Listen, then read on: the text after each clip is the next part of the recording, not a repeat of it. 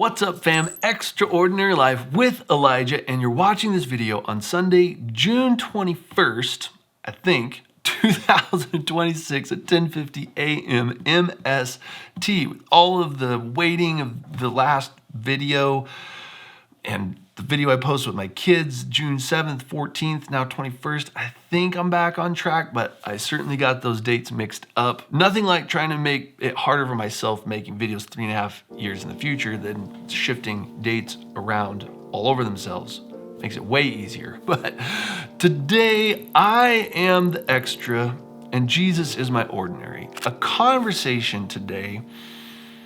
I'll try to make it as concise as possible, but Jesus is incredibly wily. Back in 2022, my wife Sharla and I were putting up shelves in our master bedroom. And as a result, I was putting all of my journals up.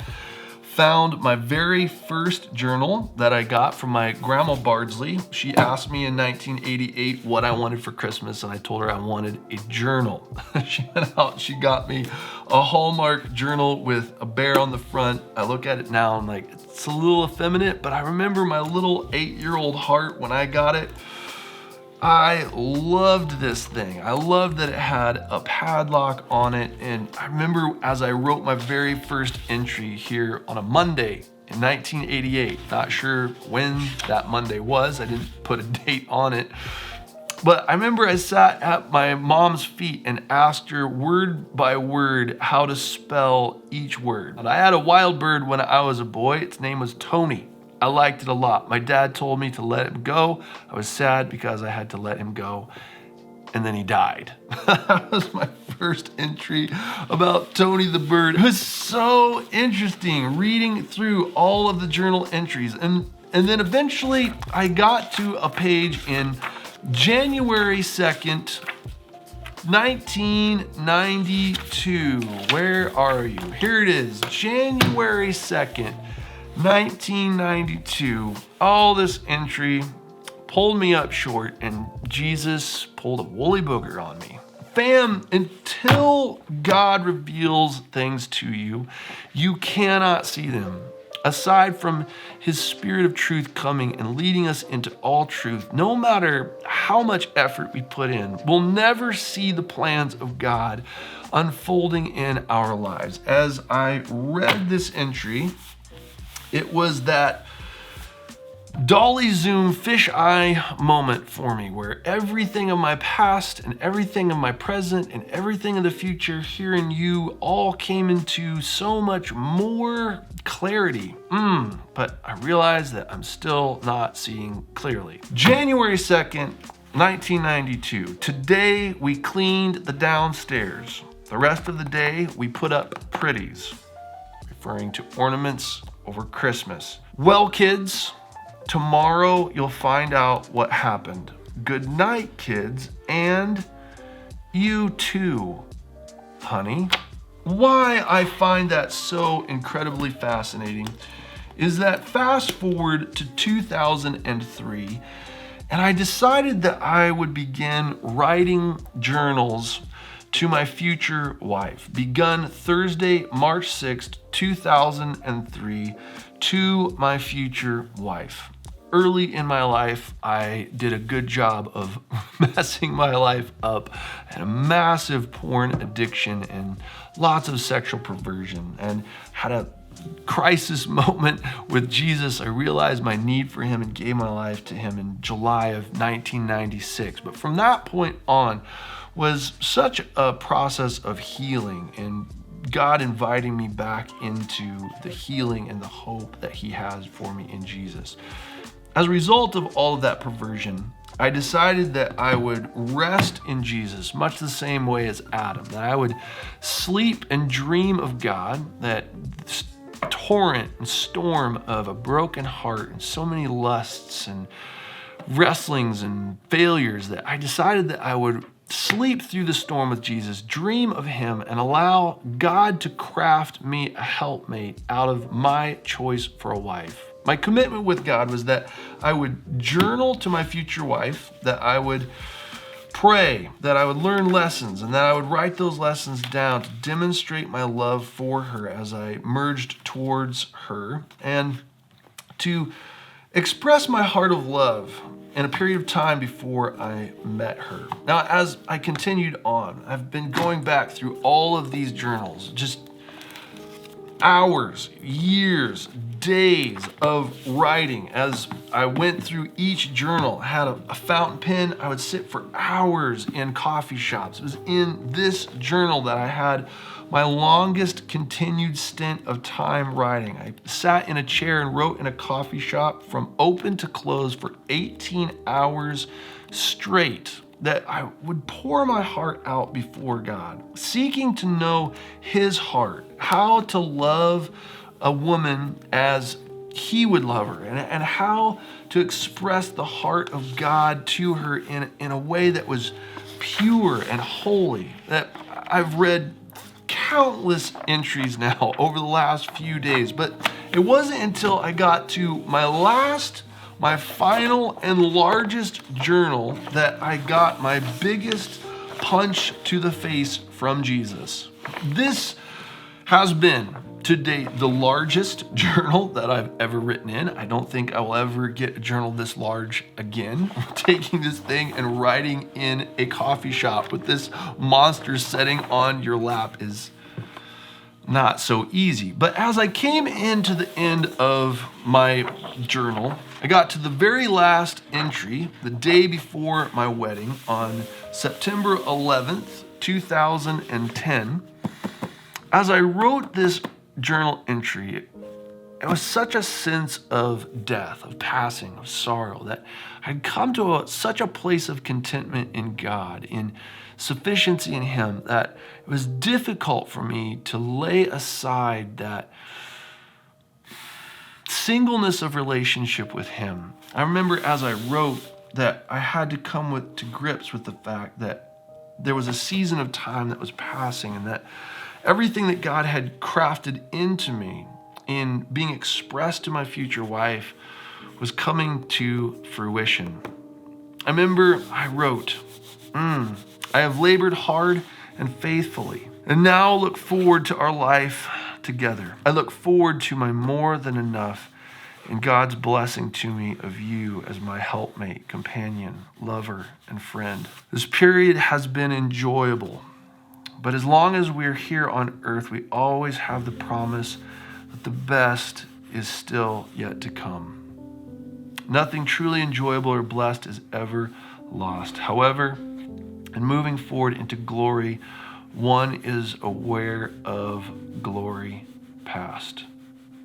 This road that I have traced in pen on paper has been a long one, but it has indeed been a pleasure and a blessing. Thank you, Father, for your loving hand of discipline. It has guided me all the way. I love you. Jacob served 7 years to get Rachel, but they seemed like only a few days to him because of his love for her. Genesis 29:20. I love you, Sharla. Elijah. As I wrote that entry the day before I got married, I thought that was the height of glory in God's goodness, the height of expression of my love built with the Father. Which is why it was so overwhelming when I went into my rehearsal dinner then the next night, sat down at the table, and my wife-to-be sat down at the table with 2 cobalt blue goblets and a letter to read to me.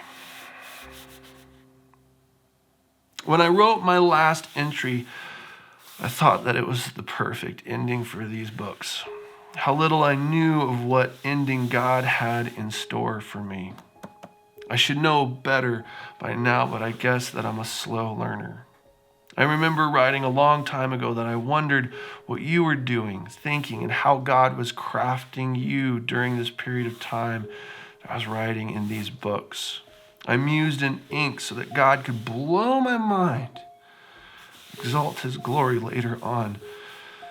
It would be awesome if you were writing letters to me too. I voiced my innermost desire before God. I traced a whispered dream in ink with my pen, and he, in his grace, love, and mercy, signed his name to my heart's longing and wrote it into our story of love together. You were writing letters to me too. As you read, you thanked me for all the years I had spent writing letters to you, keeping myself for you and growing in God's love to serve you better. And then you read, what you don't know is that for the past 6 years, I have been doing the exact same thing for you. Family, God's goodness is so incredibly overwhelming. You never know what the Father is building into your life. The momentum, the movement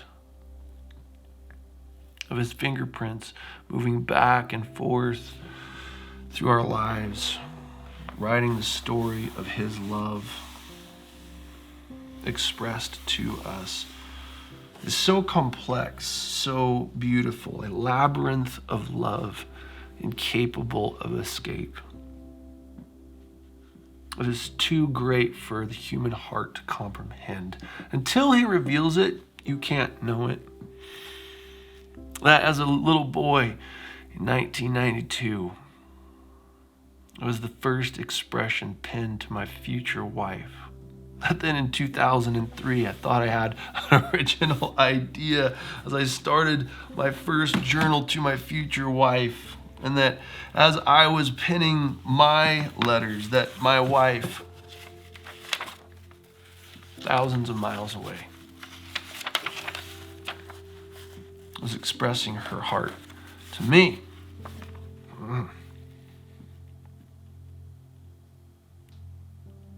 And then later on, out of covenant love with my wife, merging on to a covenant love with a people.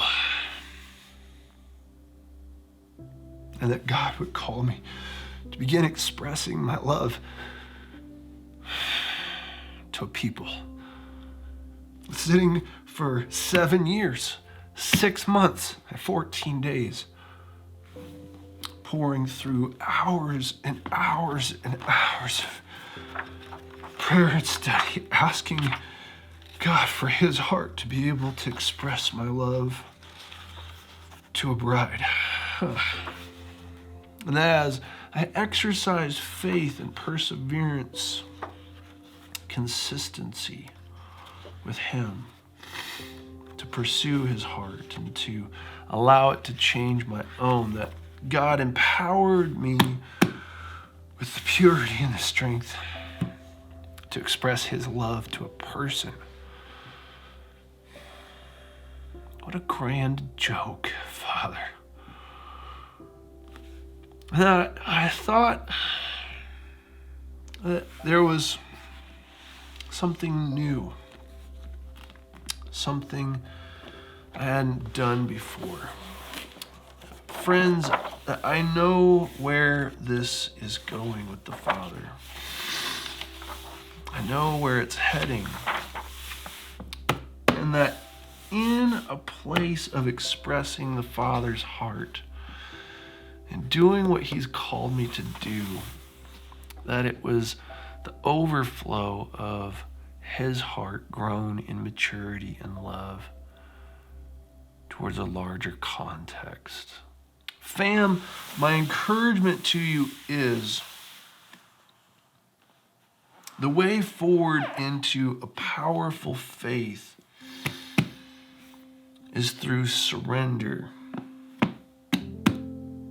through perseverance, through a consistent faith exercised over time. Aside from Jesus, there is nothing possible. Your calling, your destiny is tied to impossibility, and blessedly so, For it's in the midst of impossibility that the infinite power of God is chained to your incapability to make the impossible capable. God doesn't call us to the impossible to torment us. He does it such that the presence of his person is necessitated within the exercise of our life's calling. If it wasn't for impossibility, I would soon forget him. So it's good that he has called me to impossibility. It's so beautiful to go back and to see the fingerprints of his life traced throughout my own.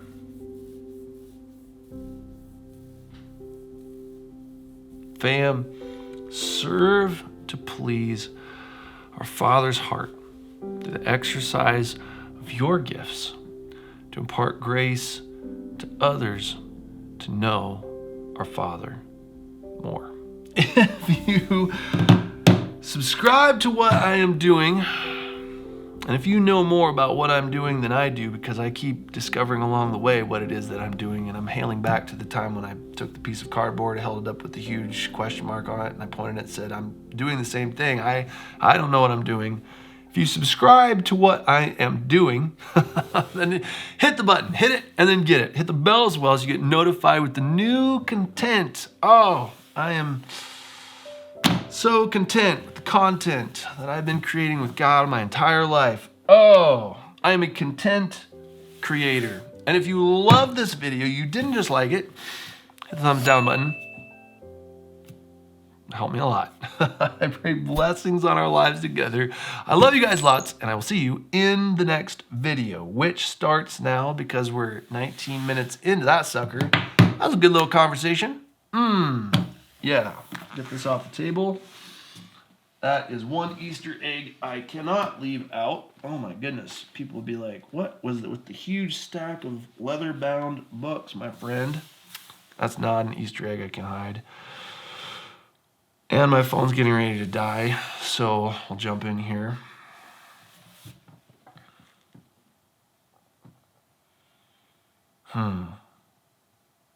Definitely, again, one of those times where I'm stalling. Excuse me. Don't know if you can hear that or not. Find out in the edit room.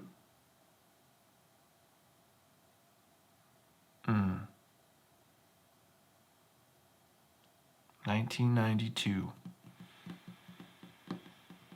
My friends, God is good. He has set eternity in the hearts of man, and yet his ways are beyond searching out.